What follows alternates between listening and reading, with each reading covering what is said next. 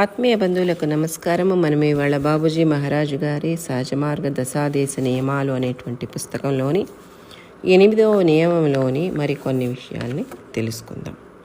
భోజనము చేయునప్పుడు భగవంతునిపై ధ్యానముతో భుజింపవలెను. ఇది మన కర్తవ్యముగా నిర్దేశింపబడినది. అందుచే మనము చేయు ప్రతి కర్మయు మన ఆదర్శమగు ధ్యేయ ప్రాప్తికి సహాయపడినట్లుండవలెను. భోజన సమయమున మన ధ్యేయముగా పరమేశ్వరుని పై మన భావము నిల్చుటయే తత్ఫలితము. దాని సహవాసమును మనము పొందుదము. అందుచే మన పవిత్రత అభివృద్ధి చేసుకొందుము. మనము అతి పవిత్రమగు మూలము నుండి వచ్చితిమి. మన జననమునకు కారణమగు పవిత్ర శక్తి ప్రవాహము ఆ పరమ పవిత్ర స్థానము నుండియే ఉత్పన్నమైనది. అందుచే మనలో పవిత్రతా భావన సహజముగానే నెలకొని ఉన్నది. దానిలోనికి ఏ అపవిత్రతయు ప్రవేశింపజాలదు. సర్వ సంహార సమర్థమగు కాలము సైతము దానిని చెనకజాలదు. అత్యంత శక్తివంతమగు మూలము నుండి ఈ ప్రవాహము వచ్చినందున అది మిగుల పరిశుద్ధతచే నిండి ఉన్నది. నిజముగా ఈ ప్రవాహము జగత్ సృష్టికి కారణమైన భూమా యొక్క ఝంకార పరిణామమే. ఇట్టి పరమ పవిత్రమైన దాని వలన ప్రభవించిన ప్రతి వస్తువును మొదట పవిత్రముగానే ఉండెను. కానీ కాల ప్రభావము వాని పవిత్రతను కలంకపరిచెను. 4వ ఆదేశంలో తెలిసినట్లు ఇది మన చర్యల ఫలితమే. ప్రకృతి యందు లభించడి ప్రతి వస్తువు అతి పవిత్రమైనది. దాని మూలము పవిత్రమైనది కదా. మనము సంపాదించడి వస్తువులు కూడా నైతికమును పవిత్రమును అగు మార్గమున సంపాదింపబడినచో అవియును పవిత్రములే అగును. వాని ప్రభావము సమీపమునున్న ఆవరణములను సైతము ప్రభావితము చేసి మానవ శరీరమును ఈ సాలీడు గూటిని సైతము పవిత్రము చేయి. పవిత్ర మార్గమును సంపాదింపబడిన వస్తువులకు మహర్షులు అత్యంత ప్రాముఖ్యతను ఒసగుటకు ఇది ఏ కారణము. బాబూజీ గారు ఇక్కడ ఏం చెప్తున్నారంటే, భోజన సమయంలో భగవంతునిపై ధ్యానం చేస్తూ మనము భుజించాలి. ఇది మన కర్తవ్యము అని బాబూజీ గారు నిర్దేశిస్తున్నారన్నమాట.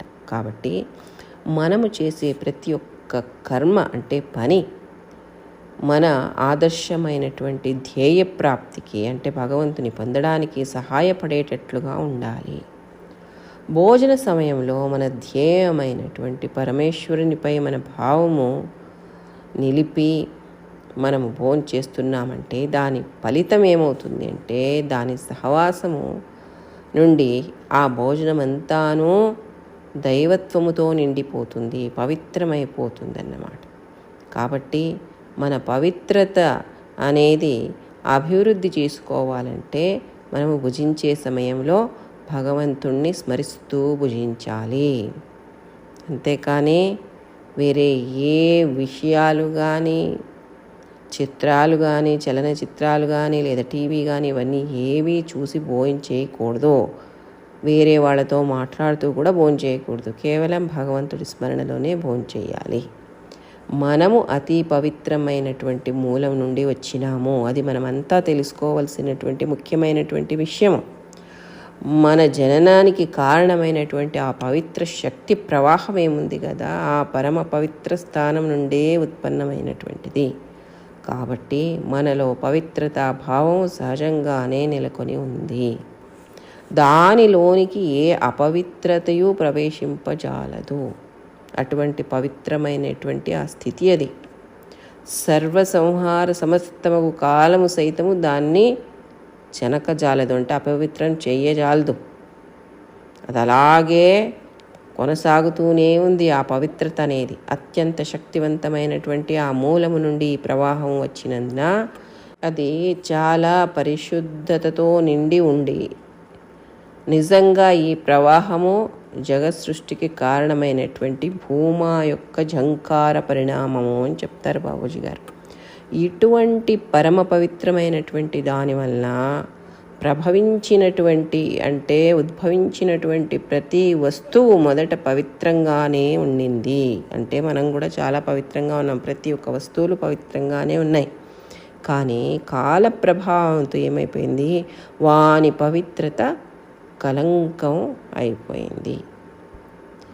కాబట్టి బాబూజీ గారు ఏం చెప్పారు, 4వ ఆదేశంలో తెలిపినట్లు ఇది మన చర్యల ఫలితమే. మనము చేసినటువంటి పనులు ఎలా చేస్తామో ఆలోచనలు వస్తాయి, ఆలోచనలు రాగానే పని చేస్తామన్నమాట. అంటే శుద్ధమైనటువంటి ఆలోచన ఉంటే అక్కడ సత్కార్యాలు జరుగుతాయి. ఎప్పుడు ఆలోచన అనేది అశుద్ధంగా ఉంటుందో అప్పుడు దాని తద్విరుద్ధమైనటువంటి అపవిత్రమైనటువంటి కల్మషమైనటువంటి కార్యాలే జరుగుతాయి.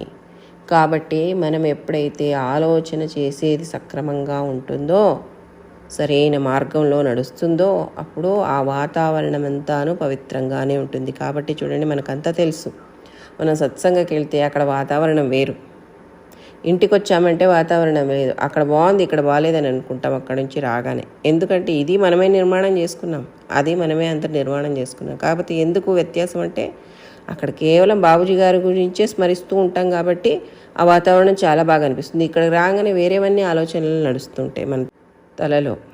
అందుకే ఇప్పుడు మనము బజార్కి వెళ్ళామంటే అక్కడ వాతావరణం వేరు, ఏదైనా దుకాణానికి వెళ్ళామంటే అక్కడ వాతావరణం వేరు, చిత్రమందిరానికి వెళ్ళామంటే అక్కడ వాతావరణం వేరు, భోజనశాలకు వెళ్ళామంటే అక్కడ వాతావరణం వేరు. కాబట్టి ఎక్కడికి వెళతామో ఆ ఒక విషయమే అక్కడ ఎక్కువగా ఆలోచిస్తారు ప్రతి ఒక్క మనిషి. కాబట్టి అక్కడ ఉండే వాతావరణమే అక్కడ ఉంటుందన్నమాట. ఆ వాతావరణమే అక్కడ ప్రసరిస్తుందన్నమాట చుట్టూతులు. కాబట్టి మనము ఎంత పవిత్రంగా ఆలోచిస్తే అంత పవిత్రమైనటువంటి కార్యాలని మనం చేస్తాము, కర్మల్ని చేస్తాము. వాతావరణం కూడా అక్కడ పవిత్రంగానే ఉంటుంది, కాలుష్యం కాదు. అంతేకాకుండా బాబూజీ గారు ఏం చెప్తున్నారు, ప్రకృతి లోపల లభించేటువంటి ప్రతి వస్తువు అతి పవిత్రమైనటువంటిది, దాని మూలము పవిత్రమైంది కదా. మనము నైతిక విలువలతో పవిత్రతా భావంతో సంపాదించినటువంటి వస్తువులు అవి పవిత్రంగానే ఉంటాయి.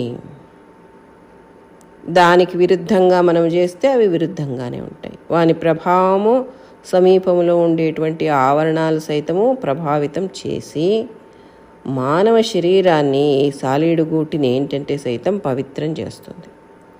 సాలీడుగూడు అని ఎందుకు చెప్పారంటే మన ఆలోచనలతో అలా చిక్కులుగా మనమే అల్లుకుని ఉన్నామన్నమాట. కాబట్టి దాన్ని అలా చెప్పారు బాబూజీ గారు. పవిత్రమైనటువంటి మార్గాన్ని సంపాదించబడిన వస్తువులకు మహర్షులు చాలా అత్యంత ప్రాముఖ్యతనిచ్చినారు. దేనికి అంటే దానికి కారణం ఇదే. కాబట్టి మిత్రులారా, ఇక్కడ మనం చాలా జాగ్రత్తగా ఉండాలి. మన ఒక ఆర్జన ఏముంది కదా, అది పవిత్రమైనటువంటిది ఉండాలి. మన సంపాదన అనేది ఎప్పుడైతే పవిత్రంగా ఉంటుందో అప్పుడు మనం భుజించేటువంటి ఆహారం కూడా అదే ఒక పవిత్రమైనటువంటి విచారముతో కూడి భగవంతుణ్ణి మనం చేరుకోవడానికి అత్యంత సహాయకరంగా మారుతుంది. దీనికి ఒక అనుభవపూర్వకమైనటువంటి ఒక సన్నివేశాన్ని మీకు తెలియపరుచుకోవాలని అనుకుంటున్నాను. ఆశ్రమము కట్టిన తర్వాత అది ఇంకా దాని ప్రారంభోత్సవం చేయాలనుకున్నాము. ఇంకా దానంతా శుభ్రం చేయించాల్సిన పని ఉన్నింది. కాబట్టి అక్కడే నించుని అంత కసువులది ఊడిపించి తుడిపించడము లేదా చెట్లకు నీళ్ళు ఇడిపించడం ఇలాంటి ఏదో పనులు చేసుకుంటూ నేను అక్కడ ఉన్నాను బయట. ఆ కాలనీ కొద్దిగా ఊరి బయటలాగా అనిపిస్తుంది. కాబట్టి అక్కడికి రోజు రాత్రి పోలీసులు పాగా చేసేవాళ్ళు.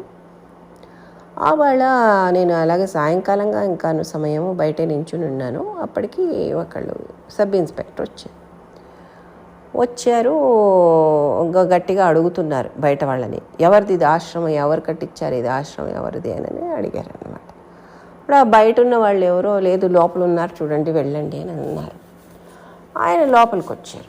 లోపలికి వస్తే నేను అటుగా నించుని ఉన్నాను. తర్వాత ఆయన రాగానే మళ్ళీ తిరిగి పలకరించి నమస్కారం సార్ అన్నాను. వాళ్ళకి నాకు అప్పుడే పరిచయం ఉన్నింది, ఏదో ఒక విషయం గురించి దేని గురించో పరిచయం ఉన్నింది. వాళ్ళని చూడంగానే, ఓ మీరా అమ్మ, మీరే కట్టించారా ఇది ఇంత అని అడిగారు. అప్పుడు నేను చెప్పాను, ఇంత మా గురువు గారి ఒక కృప అండి, ఆయన సంకల్ప శక్తి ఇది ఇంత జరిగింది ఈ కార్యము అని చెప్పాను. ఆయన తర్వాత చాలా సంతోషించారు, చాలా బాగుందన్నారు, అంతా చూశారు, మళ్ళీ వెళ్ళిపోయారు తిరిగి. అప్పుడే కొద్ది రోజుల్లోనే మరి మా ఆయన్ని కలిసేటువంటిది ఏదో ఒక విషయం గురించి ఏదో కలవాల్సి వచ్చింది, ఏదో అలా వెళ్ళారు. వెళ్ళగానే అప్పుడు ఆయన అన్నారంట, మీరు ఎంత సత్కార్యాన్ని చేశారండి దంపతులు, అసలు ఎవరికి ఉంది ఆ పుణ్యము, ఆ ప్రాప్తి. డబ్బులు అందరికీ ఉండొచ్చు, కానీ ఇటువంటి సత్కార్యం చేయాలంటే చాలా మాకు సంతోషంగా ఉంది చూస్తుంటే అన్నారంట. ఆయన అన్నారంట, లేదు మా గురువు గారిది ఇది ఇంతాను అని ఆయన కూడా చెప్పారంట. అప్పుడు చెప్పారంట ఆయన, ఇది అండి జీవితం అంటే, అసలు మేము జీవిస్తున్నాం, మా జీవితాలు జీవితమేనా అన్నారంట. సరే ఏం సార్ మీరు అలా చెప్తారు అని.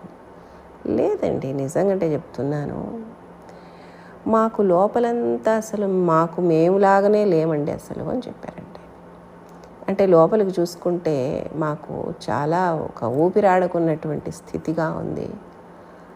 అసలు ఎలా మీకు చెప్పాలో మాకు అర్థం కాదు, కానీ ఇది మాది అసలు మాకు జీవితమే కాదండి. అసలు వచ్చేసాము, ఇంకా ఇందులో పడిపోయామండి మేము బురదలో పడ్డట్టుగా, ఇంకా బయటికి రాలేకపోతున్నాం, అంతే మా మా మా కర్మలు ఇంతే, ఇది మా జీవితం ఇంతే అని అన్నారంట ఆయన ఆ రోజు. అది వచ్చి మా ఆయన నాకు చెప్పారు. అప్పుడు నాకు అనిపించింది ఏంటంటే, ఎంతన్నా మనము ఆశకు దురాశకు పోయి ఏదేదో దారులు తొక్కి ఏవో సంపాదించాలా, ఏదో వాళ్లకు మించి నేను ఉండాలా, లేదా ఇంకా జీవితంలో ఇంకేదో అయిపోవాలని ఏమేమో కర్మకాండాలు చేసేసిస్తే లోపలుండే అటువంటి ఆ ఆత్మారాముడు ఊరకుంటాడా? ఎప్పుడూ పవిత్రమైనటువంటి స్థితిలోనే జీవిస్తున్నటువంటి ఆ ఆత్మారాముడు సంతోషిస్తాడా? ఎప్పటికీ సంతోషించడు, ఎప్పటికీ అది గుచ్చుతూనే ఉంటుంది.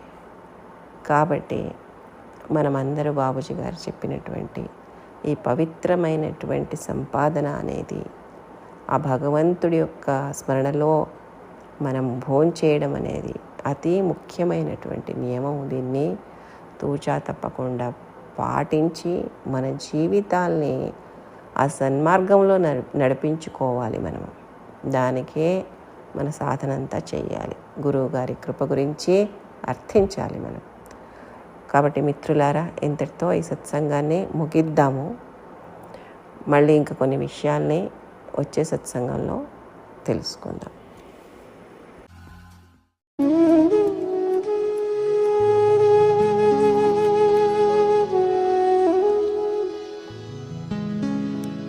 Mm-hmm.